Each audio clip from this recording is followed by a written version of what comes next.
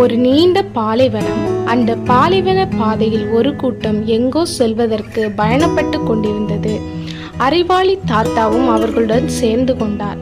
பாலைவன பயணத்தில் அந்நாட்டு மக்கள் தண்ணீர் எடுத்து செல்ல பயன்படுத்துவது தோலினால் ஆன ஒரு பையாகும். இக்கூட்டத்தில் கஞ்சன் ஒருவனும் பயணம் செய்தான்.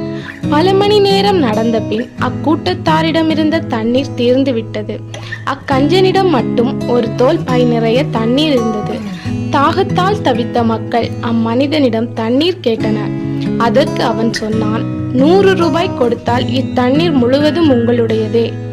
100 ரூபாயா என்று திகைத்த மக்களை பார்த்து அறிவாளி தாத்தா சொன்னார், தண்ணீர் குறைவான விலையில் கிடைக்குது, இலவசமாக கிடைக்குது, வாங்கிக் கொள்ளுங்கள். மக்கள் அவரையே பார்த்தனர்.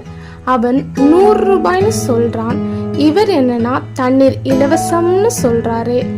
அவர் மீண்டும் மீண்டும் சொல்லவே மக்கள் 100 ரூபாய் தந்து தண்ணீரை வாங்கி கொண்டனர். எல்லோரது தாகமும் தணிந்தது. பயணமும் தொடர்ந்தது.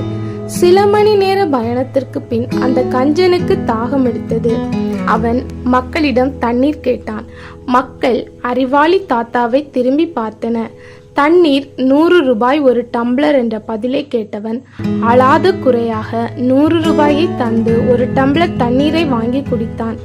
கடவுள் எல்லோருக்கும் இலவசமாக தந்த தண்ணீரை பல மடங்கு விலை சொல்லி கொடுத்தியே, அது ரொம்ப தப்பு. எல்லோரும் சேர்ந்து இருக்கிற இடத்துல பொருளையே பகிர்ந்து உண்ண வேண்டும். மற்றவங்க நிலைமையை பயன்படுத்தி லாபம் பார்ப்பது மிகவும் அயோக்கியமான செயல். இதை விட்டுவிடு.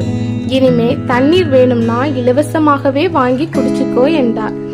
இதை கேட்டுக்கொண்டிருக்கிற அன்பு நெஞ்சங்களே, இலவசமாய் கிடைத்த எந்த ஒரு பொருளானாலும் அதை நாம் இலவசமாய் கொடுக்க தயங்க வேண்டாம். அது மட்டுமல்லாது இக்கதையில் வருவது போல் பிறர் துன்பப்படுகிற நேரத்தில் அவர்களின் கஷ்டத்தை பயன்படுத்தி நாம் வாழக்கூடாது. அப்படி வாழ்ந்தால் அது போன்ற சூழ்நிலை நமக்கும் உருவாகும் என்பதில் எந்த சந்தேகமும் இல்லை.